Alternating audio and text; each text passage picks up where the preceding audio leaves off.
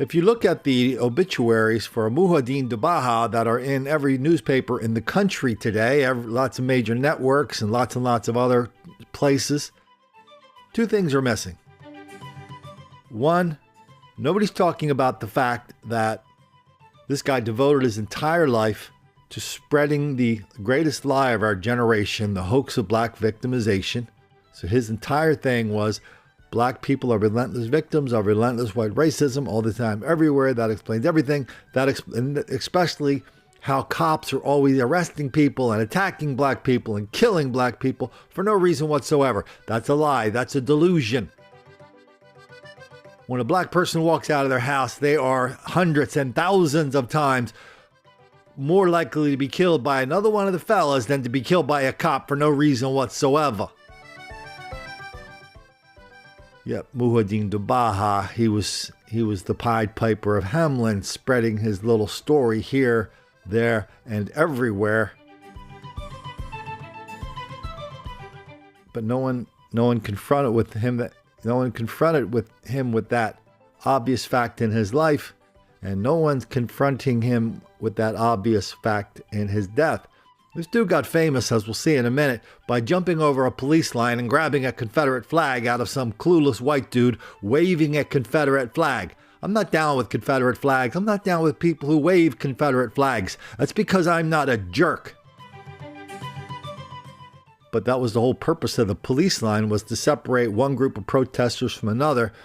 This guy became famous in Black Lives Matter because he broke through the police line and grabbed the flag while the police in North Charleston looked on, shrugged their shoulders, and smiled. So now he's dead, shot by one of the fellas. Even the New Orleans papers are saying that. The same New Orleans papers are running big editorials in New Orleans now saying, comparing this dude to the Reverend Dr. Martin Luther King Jr. We're going to hear from that editorial in a minute. So the first question was, is anybody in the obituary reminding us this dude died because of his own delusion? Second question is, what did this dude do for a living? Did he have a job? New at 11 people came together to honor the life of local Black Lives Matter activist Muhyiddin Dabaha. He was shot and killed this morning in New Orleans. He made national headlines. This time last year, you see it right there when he snatched the Confederate flag from another protester in downtown Charleston. Our Alexis Simmons has been following this story and has more. She was at North Charleston for a vigil earlier tonight. Alexis, what message did people have who were there? What did they say? People are remembering Muhyiddin Dabaha, a Black Lives Matter community activist. He was about empowering the community to fix things for themselves. My heart hurts. Let's keep definitely wasn't that dream that he had alive. He wants us to celebrate. He will want us to celebrate with a passion to overcome. People gathered to honor his life outside of North Charleston City Hall, a place where he fought for justice. Kimberly Duncan is his older sister. This was his passion. He did it from the heart. He was loving, he was funny, he was smart, but it bothered him. The injustice just bothered him. Walter Scott's brother says Muhyiddin helped their family get justice. I thank God for placing him here to be the soldier that he is and that he was. Activist Pastor Dixon says he organized this vigil. It was one of the most charismatic people I've ever met in my life. There was something about that there was some quality that he possessed that just drew people to him. Moya is kind of free-spirited, so it's always fun and games, always a little bit of fun, a little bit of seriousness, a mix of everything, but overall happiness. I don't ever think he felt appreciated or felt that people believed in what he was doing 100%, so he would be very happy to know that his work was not for nothing. And there were several people tonight who say they are committed to continuing his legacy in the fight for justice, education, and building up the community. Now, police in New Orleans have not identified a suspect, and his family says while he was there, he was continuing his mission. Right after the Manual 9, we did a march here. It was called Burying White Supremacy. We marched from John C. Calhoun's statue, where we burned some Confederate flags, and we marched over here to Denmark Vesey's statue. This is the space where we find some inspiration of a slave rebellion organizer who fought to free Charlestonians and to remind them of their freedom. The idea of Denmark Vesey was one of the reasons why Dylan Roof targeted Mother Emanuel. That was Denmark Vesey's church also. And so the idea of Denmark Vesey is one of political and social independence for Africans. We have to remember that we haven't experienced nationhood because we were imported into a different nation. And so having a national identity, is still something we're hunting for. Unfortunately, we can't just say that we're American if we don't get to experience, the freedom and the liberties and the equity of that. And so the strategic move to keep our history, especially our history of resistance, rebellion, and fight for liberation, to keep that history silent and out of our waking consciousness is deliberate and strategic, So this is the place we come for inspiration. Didn't take the editorial writers at the New Orleans newspaper very long to figure out the message of this guy's life. Even after he wasn't living anymore, don't use the murder of a Black Lives Matter activist to discredit his cause. Then they began the editorial by comparing this guy, don't ask me to pronounce his name one more time, Muhajin Dabaha, something like that.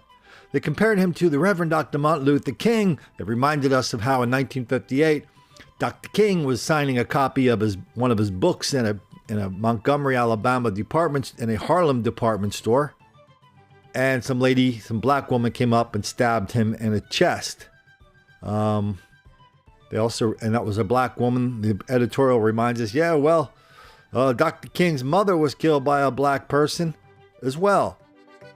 And they say, well, listen, just because the black people are killing black people, that doesn't mean that the message of Black Lives Matter is wrong. Because Dr. King, he talked about the high level of black criminality as well.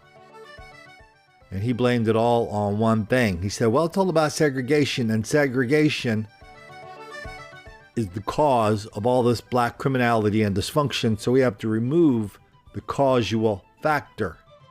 The newspaper kind of figured out the details of his death. Quote, though we don't have any information about a motive or suspects, we know that shootings such as the one that killed Dabaha are numbingly common in New Orleans. We also know that most of the men who are committing the murders are black, just like Dabaha was.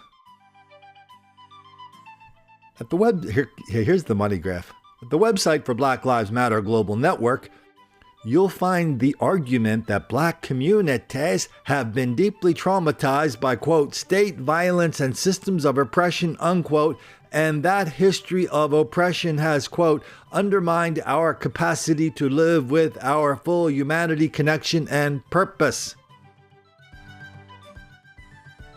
Okay, did you hear? So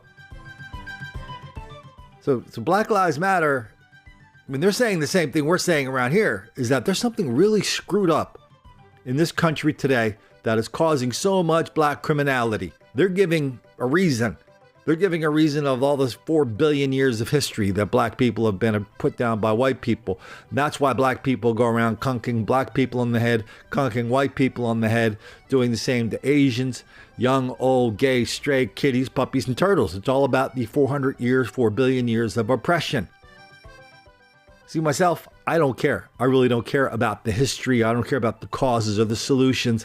I care about if somebody's really got something going on banging around inside their head that's saying to them, you must go out and kill people and bonk them on the head. Oh no, then, we know what we're supposed to do then. If we catch them, we must put them in jail. Now, the head of Black Lives Matter just wrote a book that just came out this month that said, oh yeah, she wants to do away with jails now because they really don't have jails in Norway, so we should do what they do. So let's just add this to one more list, one more act of criminality, one more act of denial, deceit, delusion about what is really happening here. One more story about how reporters and public officials are in denial, deceit, and delusion about the greatest lie of our generation, the hoax of black victimization.